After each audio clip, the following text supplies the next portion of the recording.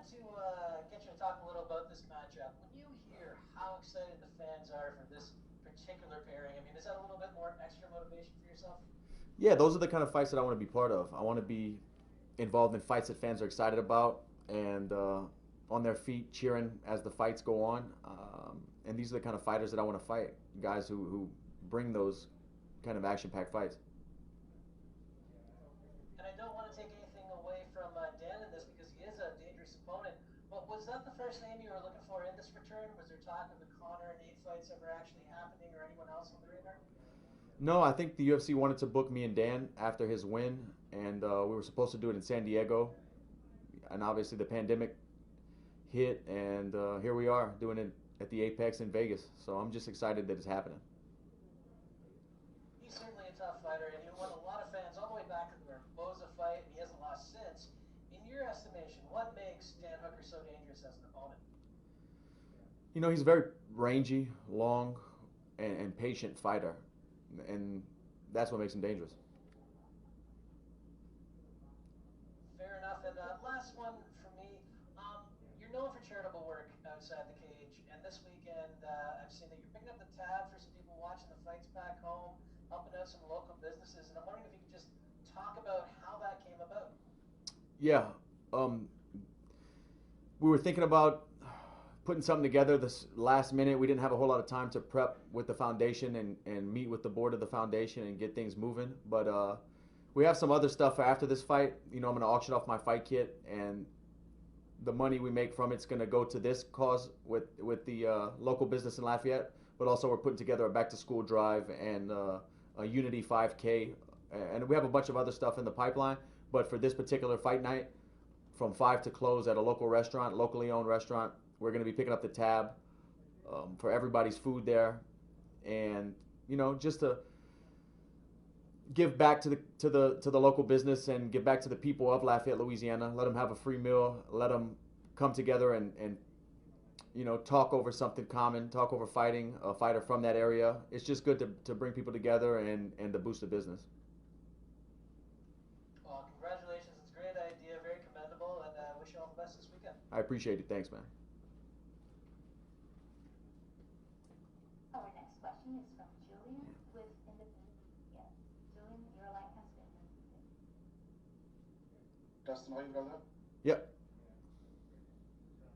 My colleague just asked basically the questions I wanted to inform us, but I just want to know from you also, Dan is obviously the up-and-coming chasing a title now also. Do you feel there's a pressure of yourself to get past this one and get back in the title contention, or do you just feel, like you said before, this is also an exciting matchup for yourself personally?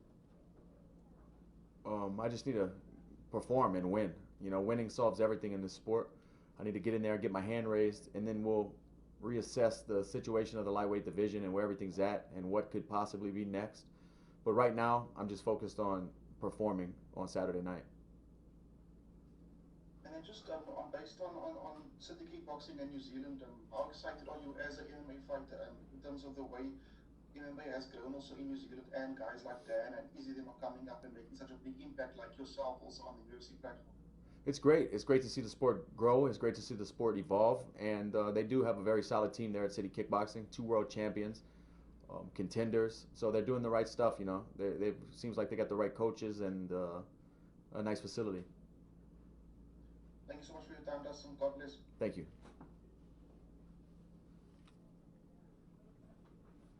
Next question is from Danny Segura with Edition. Hey Dustin, you've talked about how this has been the longest layoff of your career. Wonder now that the fight's just a couple days away, how was that experience with that layoff? And was it nice to get some sort of time off from competition?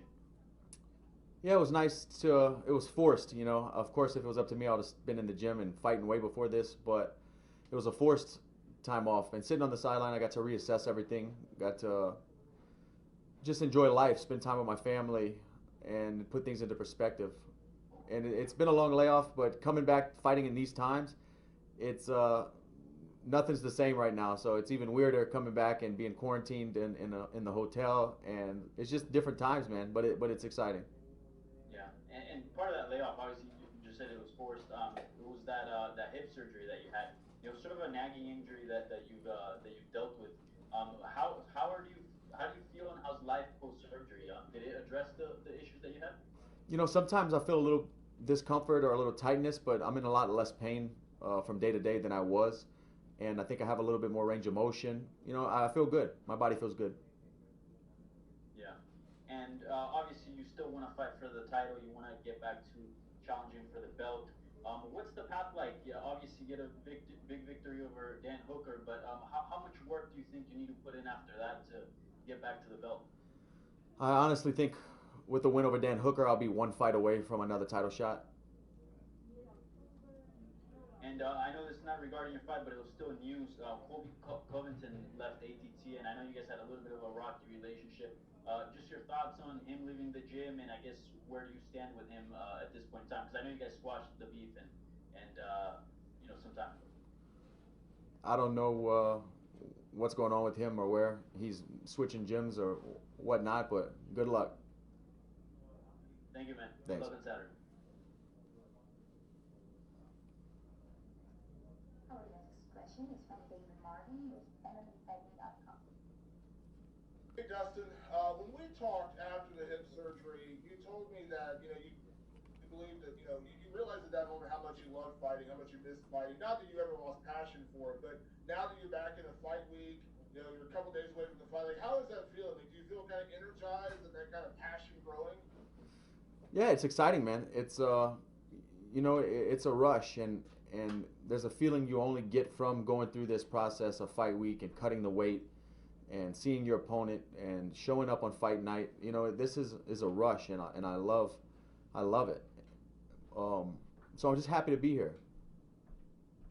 Dan is obviously on a good win streak right now. I'll ask you, especially with his last couple of fights, in the top 10 with guys like Ali Quinton and Paul Felder, have you been impressed by what you've seen out of him?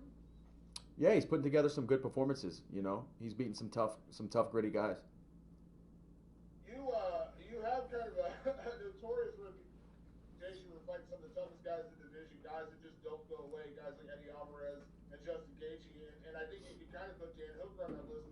Even when you think about his loss to Edson Barboza, he didn't really go away; he just refused to go away, and they kind of had to stop it at that point. What is it about you as a tough guy? Like, do you enjoy those kind of gritty matchups where you have to, chances are you're probably gonna have to go deep into the 4th or 5th round to put a guy like this away? Yeah, you know, that's just part of fighting. That's what I expect when I sign the contract. When I get into the octagon and stand across from that man, I expect adversity to present itself, and it does. And I just know I can suffer and push through more than most of these guys, and I believe in my technique. And you know, that's fighting. It's not. I don't try to line myself up with these kind of crazy matchups and stuff. That's just fighting. Teddy Atlas said that a fight isn't a fight until there's something to overcome. So, you know, I've definitely been in some fights.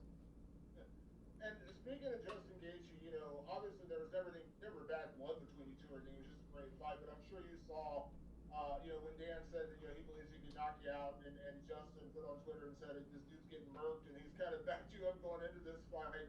What do you have to say about a guy like Justin, who's an opponent, a guy I'm sure he would love to get a rematch with you to avenge a loss, but he has so much respect for you, so much admiration that he's kind of, he's talked a lot about you, coming into this fight.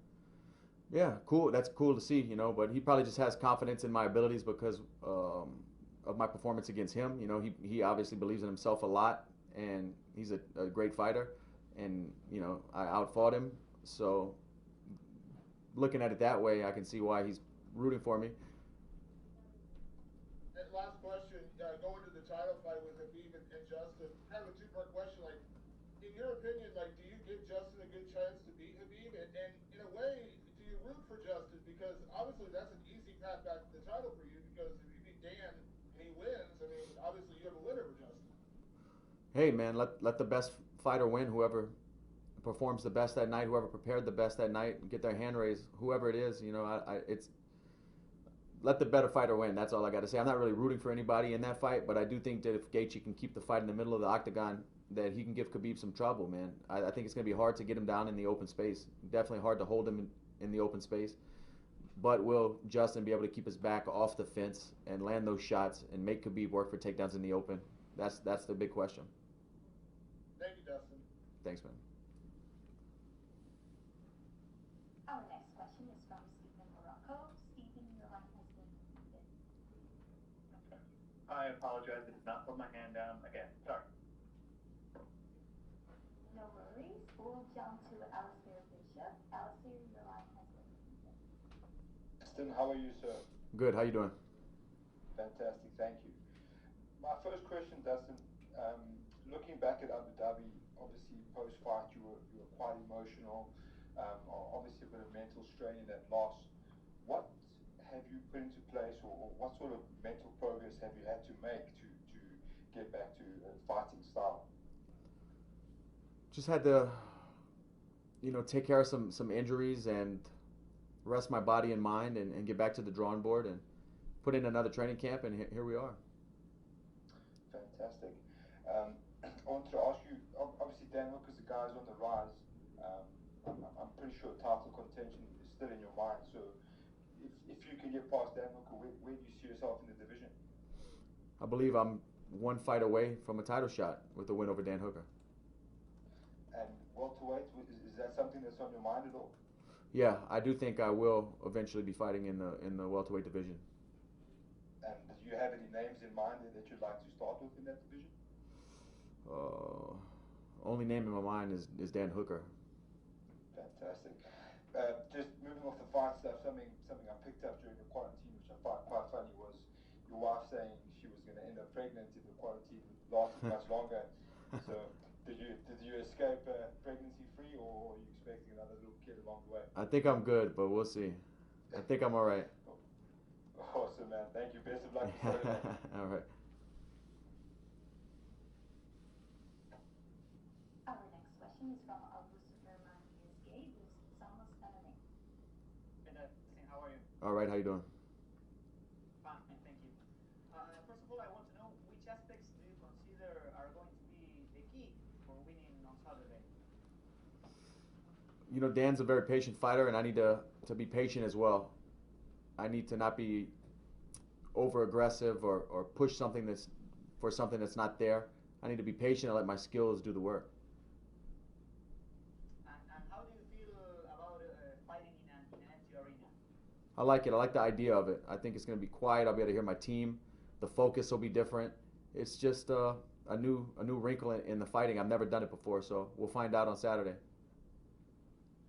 And Dustin, I want to know, how did the COVID-19 situation affect you, not only in your training camp, but also you have been helping hospitals during this pandemic with your foundation.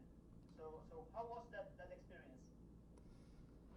It was great to be in a position to give back to the medical staff and the frontline medical workers in my hometown of Lafayette, Louisiana.